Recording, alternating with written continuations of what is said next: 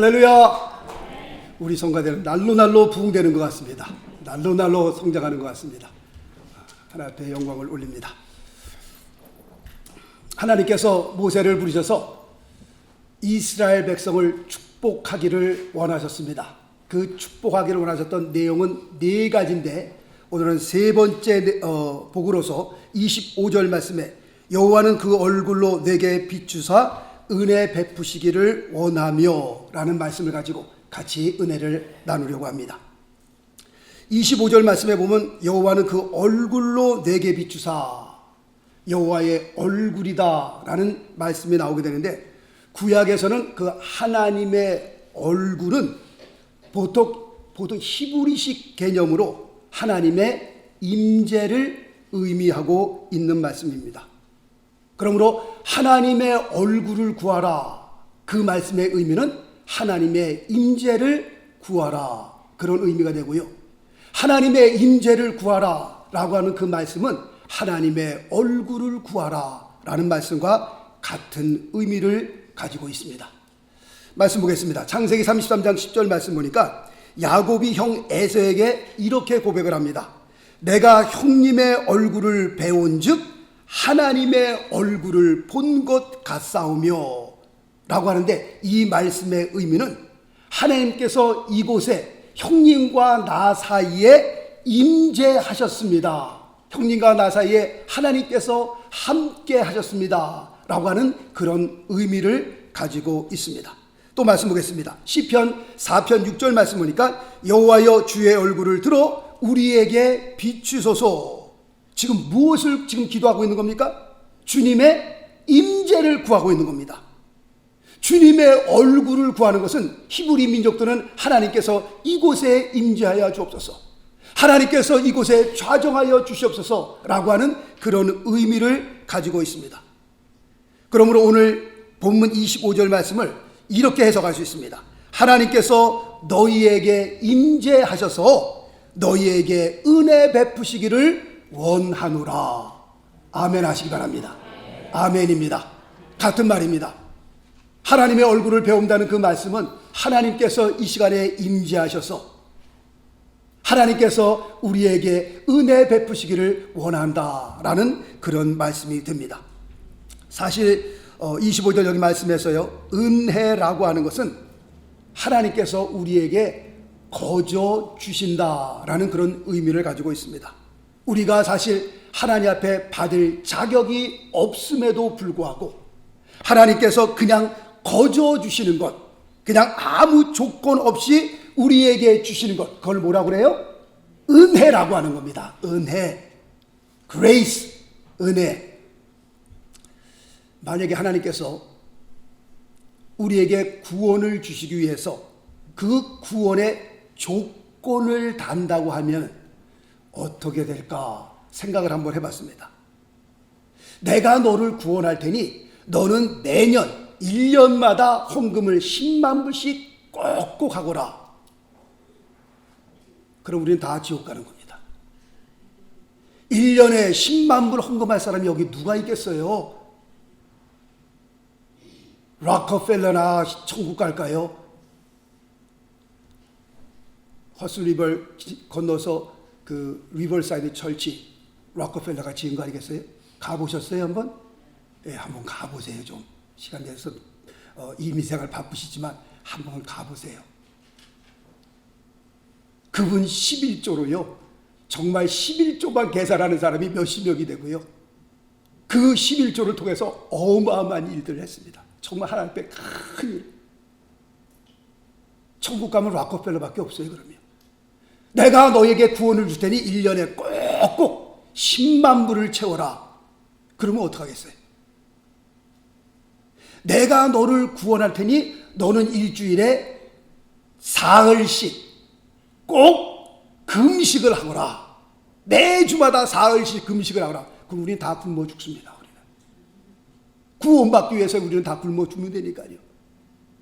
내가 너에게 구원을 줄 터이니 너희는 매일마다 그 계단을 100번씩 오르고 내리라 가거라.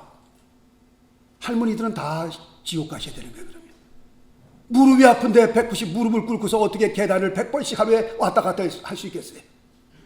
만약에 하나님께서 우리에게 구원을 주실 때 그 구원의 조건을 건다면 과연 우리 가운데에 천국 갈 사람이 몇 사람이나 있겠나? 제 생각에는요, 지금 제가 세 가지만 말씀을 드렸지만 그 세 가지 채우려면 다 지옥 간다니까. 말씀 보겠습니다. 로마서 4장 5절 말씀 보니까요, 이를 아니하실지라도, 할렐루야, 이게 은혜예요. 이게 이를 아니하실지라도 경건치 아니한 자를 의롭다 하시는 이를 믿는 자에게는 그의 믿음을 의로 여기셨나니, 할렐루야. 하나님께서 그 구원의 조건을 우리에게 요구하신다면 우리가 천국 갈 사람이 아무도 없다니까요. 그런데 이를 아니하실지라도, 정말 하나님께서 요구하시는 그런 요구를 우리가 들어주지 못한다 할지라도, 그런 것을 요구할 리도 없으시겠지만, 이를 아니하실지라도 정말 주님을 믿는 그 믿음 보시고 우리를 구원한다는 거예요. 그러므로 구원은요, 어떤 일을 했기 때문에, 다시 말씀드리면 헌금을 주 앞에 막 어마어마하게 드렸기 때문에 우리가 천국 가는 것은 아닙니다. 주님 앞에 헌금을 드리는 것도 중요하지요. 저는 주보제 늘 헌금이 나가잖아요. 11조, 뭐 감사헌금 쭉 나가잖아요. 저희 교회는 헌금이 어디가 약하냐면 감사헌금이 약합니다. 우리는. 보세요, 얼마인가. 주일헌금 11조, 저번에 말씀드리니까 11조 하시는 분들 몇 분 더 늘었고요. 그 다음에 이렇게 막 헌금 내는데, 우리 교회가 약한 게 감사가 약해. 사실 주일마다 한 주일 지켜주신 거 얼마나 감사해요. 월요일부터 토요일까지 세상에 나가서 사고도 많고 죽는 사람도 많은데, 하나님께서 월요일부터 토요일까지 지켜주시고 또 주일날 나올 수 있게 하는 것 얼마나 감사해요. 물론 주일헌금 11조 드리지만 감사헌금 정말 주님 앞에 드릴 수 있어야 돼요. 우리 교회가 감사가 약하다니까요. 얼마나 감사합니까? 오늘도 하나님 지켜주시고, 권사님, 제가 주일날 피고할 때 보면 권사님 타시면 오늘 주심을 감사합니다. 그리고 다시 이 늙은이에게 하나님께서 오늘 주심을 얼마나 감사합니까? 너무나 은혜가 돼요. 하루하루 살지만, 나이가 들어 하루하루 살지만 하나님께서 오늘 주신 거 감사하고 또 하루 주신 거 감사하고, 그렇게 사는 거예요. 잠자리에 드셨다가 눈 뜨시면요, 하루 사이에 지구에서 몇십만 명이 죽는다니까요. 그 몇십만 명 가운데 내가 포함되지 않으라는 보장은 없는 거예요. 그러니 6일 동안 자고 깨고 감사해요? 안 감사해요? 감사한 것 같기도 하고 아닌 것 같기도 하고 그래요? 정말 감사한 거죠. 얼마나 감사해요. 하여튼 우리가 어떤 일을 했기 때문에 하나님께서 우리를 구원하여 주신 것이 아니라, 우리의 믿음을 보시고, 하나님을 믿는 그 믿음을 보시고 하나님께서 우리를 구원하여 주셨다라고 말씀하고 있는 겁니다.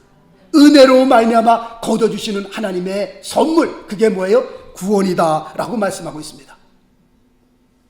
찬송가 한번 볼까요? 이 존 뉴턴이라고 하는 사람, 정말 세상에서 개망나니로 살았던 사람입니다. 자기가 하고 싶은 거 마음대로 하고 싶은 거 마음대로 하면서 살았던 사람이에요. 그랬던 사람이요, 삶의 위기가 찾아왔을 때 주님을 만나게 됩니다.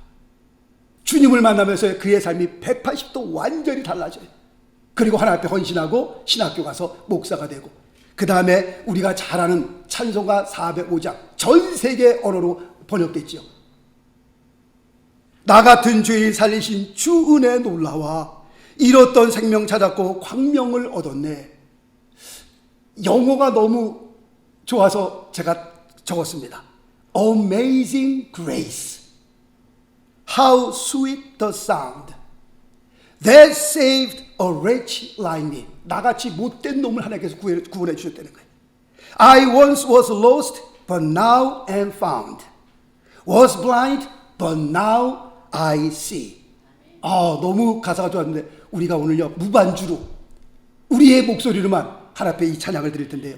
나 같은 죄인 살리시고 난 다음에 곧바로 Amazing Grace를 부를 텐데요. 혹시 영어가 좀 좀 잘 안 되시는 분들은 그냥 한국말로도 그냥 부르셔도 됩니다. 그렇지만 그래도 조금 영어가 따라올 것 같다 하시는 분들은 한번 같이 따라 부르셔도 좋고요. 한번 우리 다 같이 나 같은지 조용한 목소리로 하나님 앞에 나를 구원하여 주신 하나님의 은혜를 생각하면서 한번 찬양을 해보기로 원합니다. 나 같은 죄인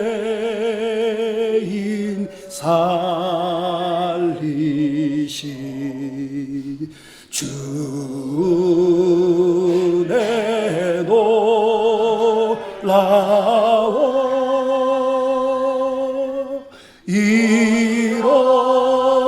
잃었던 생명 찾았고 광명을 얻었네.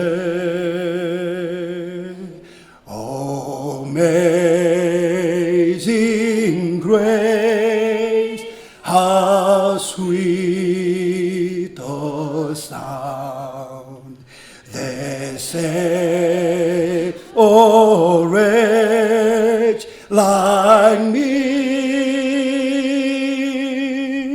I once was lost, but now am found.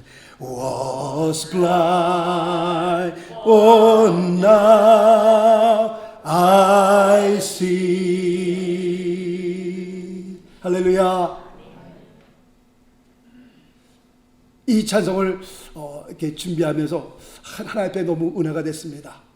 존 뉴턴이 나를 구원하여 주신 하나님의 은혜가 너무 귀하니까 하나님 앞에 자기의 일생을 헌신하면서 이 찬송을 드려서 주님 앞에 찬양한 것처럼 하나님께서 나 같은 죄인을 구원하여 주신 하나님의 은혜가 너무 감사해서 한평생 정말 주님 앞에 구원해 주신 것 감사하며 우리 삶이 주님 앞에 헌신되어지는 아름다운 삶 되시기를 예수 그리스도의 이름으로 축원합니다.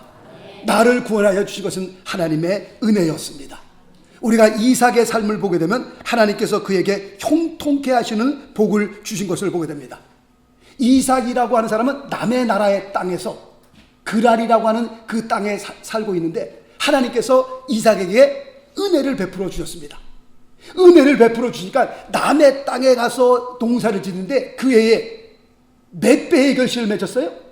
성경에 보니까 100배의 결실을 맺었어요. 100배. 이야, 세상에. 소와 양은 뭐 말할 것도 없이 그냥 막 풍성해졌습니다. 이건 이삭이 잘나서 그런 것도 아니고 하나님께서 이삭의 삶에 무엇을 베푸시니까? 은혜를 베푸시니까 그렇게 된 겁니다. 그 땅에 사는 사람들이 시기가 나서요, 그 이삭이 판 우물들 다 막아버립니다. 그러니까 이삭이 딴 곳으로 옮겨가요. 그래서 그곳을 파면 또 물이 터지는 거예요. 그러면 그 나라 사람들이 와갖고서 이건 우리 우물이다 하고서 막 그냥 우겨대니까 이삭이 또 쫓겨나는 겁니다. 또 쫓겨나서 또 땅을 파면 거기서 또 우물이 터지고, 땅을 파면 우물이 터지고, 땅을 파면 우물이 터지고, 정말 이것을 우리가 뭘로 해석할 수 있겠냔 말이에요. 중동 지방에서 그 물이 귀한데요, 그 우물이 얼마나 귀한지 몰라요. 땅을 판다고 다 우물이 나오느냐? 그렇지 않습니다. 그런데 하나님께서 이삭에게 은혜를 베푸시니 그 사람들이 쫓아나서 딴 땅으로 쫓겨나가서 땅을 파면 물이 터지고 땅을 파면 물이 터지니 이거를 과연 우리가 어떻게 해석해야 되겠냐 말이에요. 하나님께서 이삭에게 은혜를 베푸셨구나 라고 믿어집니다.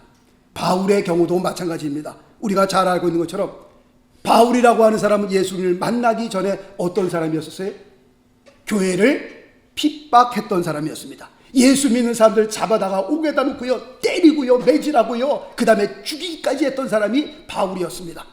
그런데 다메섹에서 예수 그리스도를 만나면서 그의 삶이 완전히 변화됐어요. 완전히 변화되어 전에는 예수를 핍박했던 사람이 그 예수를 증거하는 복음 증거자가 되었으니 얼마나 복된 삶으로 변화가 됐습니까?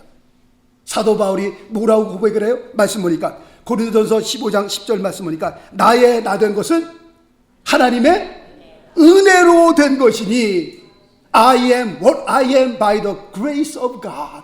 하나님의 은혜로 내가 된 겁니다. 그렇게 고백을 하는 사도 바울의 모습을 보게 됩니다. 생각해보면 너무 감사하죠. 내가 예수 믿는 사람들 핍박했던 사람인데 그 예수를 나의 삶 가운데 지금 증거하고 있으니 얼마나 감사해요. 내가 예수를 믿지 않고 죽었더라면 그냥 지옥 아름목에 갈 사람인데 하나님께서 내 삶에 은혜를 베풀어 주셔서 내가 어떻게 예수를 믿게 되었나. 정말 여기에 서 있는 사람도 그렇고요, 저희 집사람도 그렇고요, 우리는 정말 예수 믿는 것이 얼마나 큰 은혜인지 알 수 없습니다. 예수를 전혀 모르는 집안이었었거든요. 제 기억에 5살, 6살 때 저희 어머님은 무당 데려다가 집 앞에서 무당 푸닥거리 했던 집안이었고요. 초등학교 때도 집에 갔다 들어와 보면 중이 집안에서 저희 어머니가 얘기하면서 뭐 부적 써주는 것 같아요. 지금 보니까요. 저희 집사람은요, 예수 믿는 사람 재수 없다고 했던 사람이고요, 그 집안은 절을 지었던 집안이에요. 저희 집사람 이름이 한원선인데 그 원선이라는 이름은요, 절간에 가서 주에게 돈 많이 주고 받은 이름입니다. 집사람이 예수 믿고 난 다음에 재수 없다고요, 시민권 받고 난 다음에 그 이름을 완전히 없애버렸어요. 그냥 정식 이름이 제니퍼 서예요. 그냥요. 그 원선에 아예 떼어버렸어요. 그냥. 그랬던 사람이 예수를 모르고 살았더라면 우리도 죽어서 그냥 지옥으로 떨어질 수밖에 없었던 우리의 인생이 되었는데 어떻게 예수를 믿게 되었는지 너무 감사하고요. 저희 집안 통틀어서 목사 저 혼자라니까요. 제가 제 1호라니까요. 앞으로 2호가 나올지 안 나올지 모르겠지만 저희 아들 저스틴에게, 경원이에게 너 신학교 안 갈래? 그랬더니 머리를 그저 긁더라고요. 하여튼 모르겠습니다. 제가 여기 얼마나 감사한지 몰라요. 제 1호라니까 1호. 너무 하나님 앞에 감사하고, 사도 바울이 그래서 고백을 한 겁니다. 나의 나 된 것은 하나님의 은혜로 말미암아 된 것이다. 또 말씀 볼까요? 아니네요. 다윗을 봐야 돼요. 다윗을 보면 다윗도요, 인생의 맨 밑바닥에 있었던 사람이에요. 맨 밑바닥에 있었던 사람을 하나님께서 그를 끌어올려 제일 높은 자리에 올려주셨어요. 그의 인생에서 보면 많은 어려움과 눈물과 고통이 있었지만 하나님께서 마침내 그를 들어 이스라엘의 왕을 삼아주셨어요.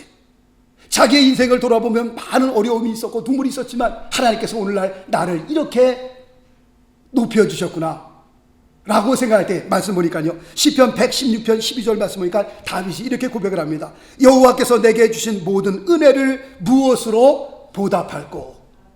돌아보니까 하나님께서 주신 은혜가 너무 큰 거예요. 너무 많은 거예요. 하나님께서 내게 주신 이렇게 많은 은혜가 있는데 내가 이 은혜를 하나님 앞에 어떻게 보답하며 살 수 있을까? 다윗이 그렇게 고백하는 겁니다. 이삭은, 바울은, 다윗은 하나님의 은혜로 산 사람들이었습니다. 그렇다고 할 것 같으면 하나님, 우리의 삶에도, 우리들의 자녀들의 삶에도 이런 동일한 하나님의 은혜가 임하기를 간절히 원합니다. 저들에게만 은혜가 임한 것이 아니라 하나님, 우리의 삶에도 하나님 은혜를 베풀어 주옵소서. 이런 은혜를 받고 우리가 살아가려면 어떻게 살아가야 하는가? 그 비결이 어디 있는가? 하나님의 말씀을 또 봅니다. 욥기서 33장 26절 말씀 보니까 이렇게 기록되어 있습니다. 그는 하나님께 기도함으로, 무엇함으로? 기도함으로.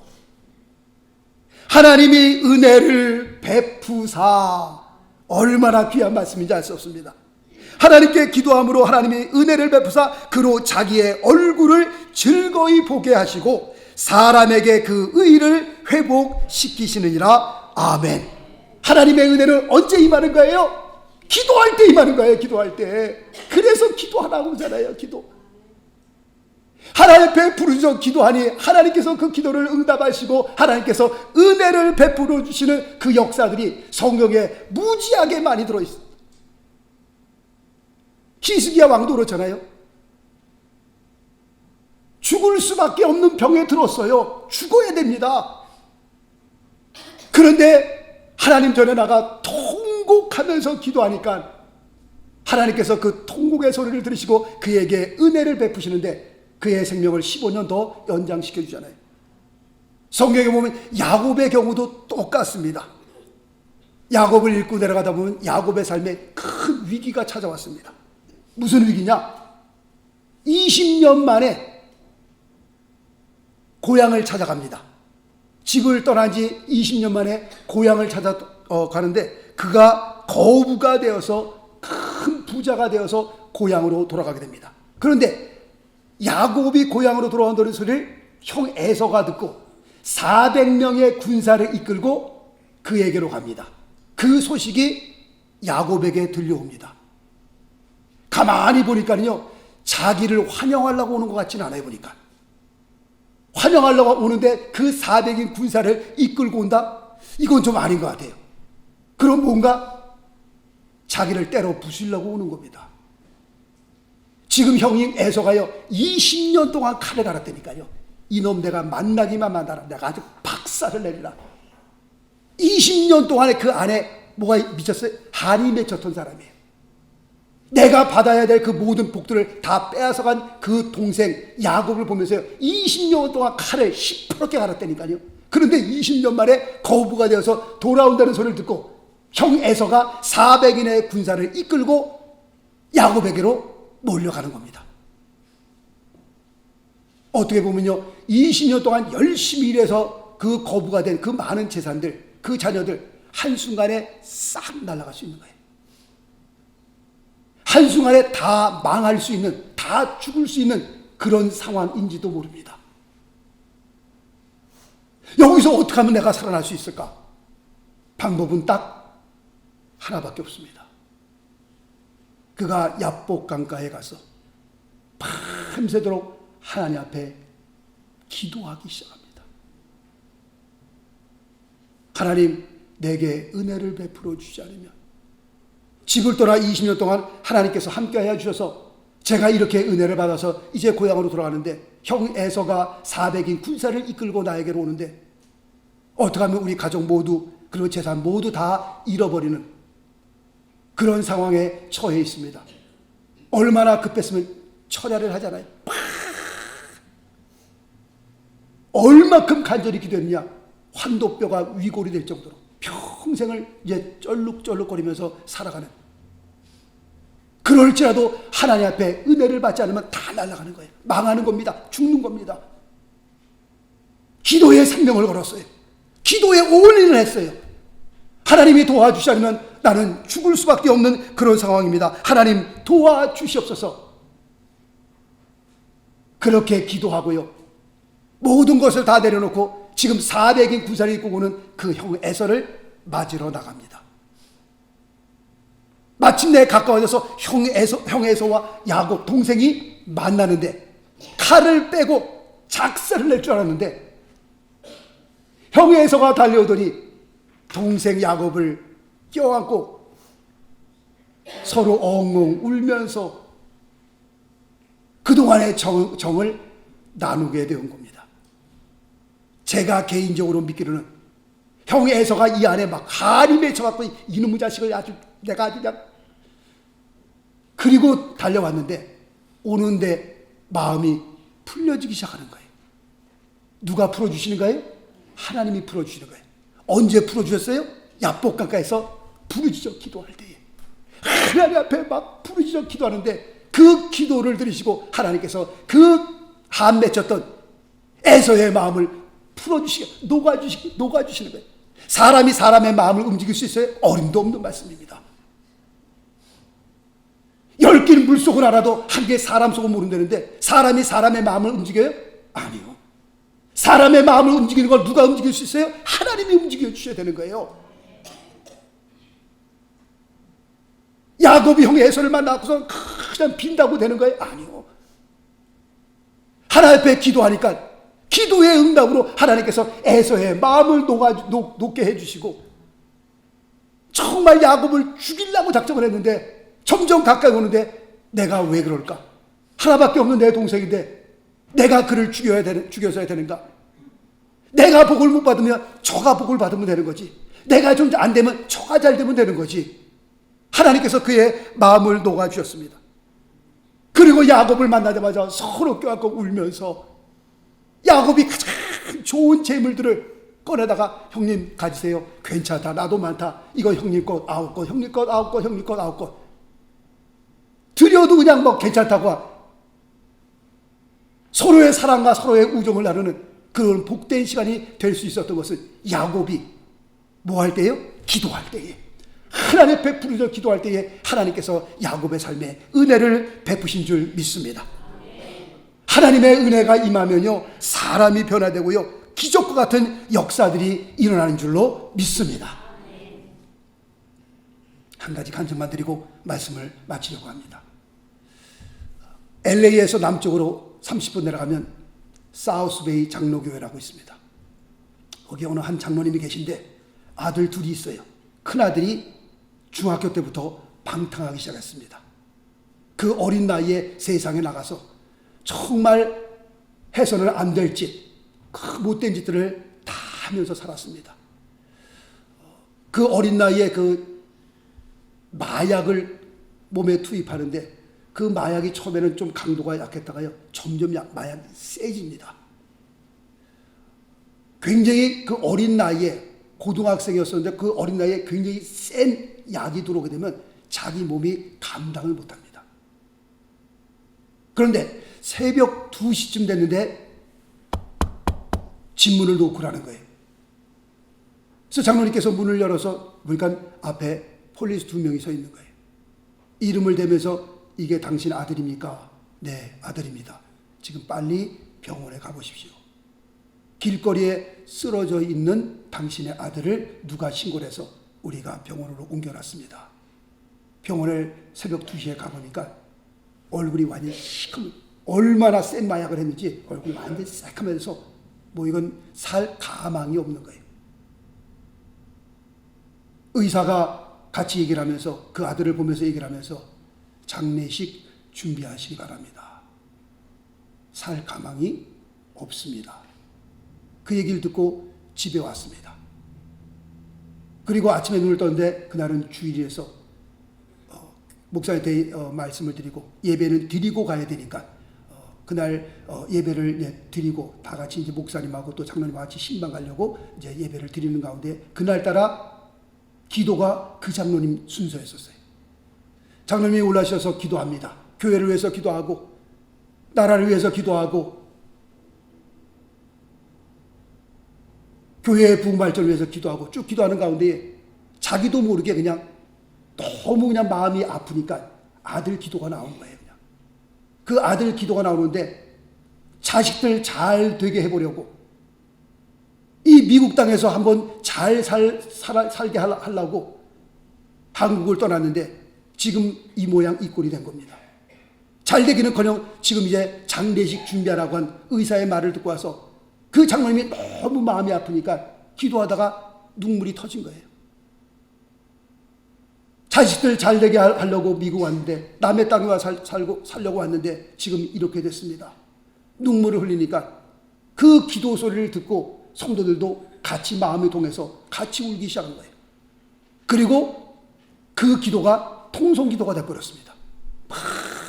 같이 막 기도하면서 그 아들을 놓고 이제 가망이 없습니다. 장례식 준비하십시오. 라고 한 그 아들 놓고 하나님께 부르짖어 기도한 겁니다. 그리고 예배가 끝나고 난 다음에 목사님과 장로님들, 권사님들 같이 병원으로 신방을 갔습니다. 갔는데 그 방에 의사들과 간호사들이 꽉 찼어요. 죽었구나, 끝났구나 하고서 마음에 각오를 하고 병원에 방을 딱 들어섰는데 뭐가 일어난 거예요? 기적이 일어난 거예요. 기적이. 들어갔더니요, 얼굴색이요, 뽀얀 게 다시 건강할 때의 그 얼굴 모습으로 다시 살아나면서 의사들이 오고 간호사들이 와서 이해를 못하는 거예요.